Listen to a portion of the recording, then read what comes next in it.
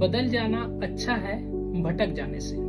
यदि आप अपने जीवन में पाप को 1 इंच जगह देंगे तो आपको कई मील तक दूर ले जाएगा।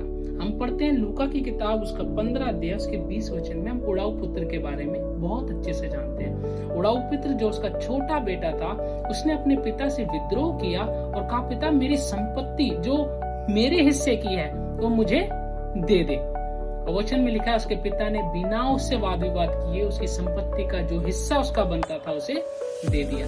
अब वो व्यक्ति जाकर कहीं बाहर जाकर अपने जीवन में ऐशो आराम में, वैश्यागमन में और सारी चीजों में अपने आप को, अपने पैसे को खत्म कर लिया। एक समय ऐसा आया कि उसके पास खाने तक के पैसे नहीं थे, जो सुअर खाया करते थे उस खाने को उसे खाना पड़ा।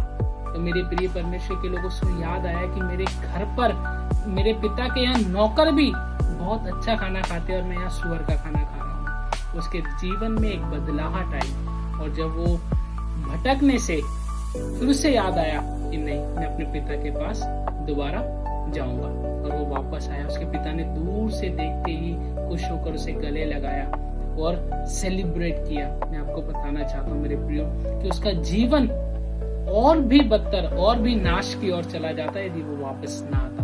हम हमेशा ये देखते हैं कि वो चला गया, लेकिन खुशखबरी की बात यह है कि वो वापस आया।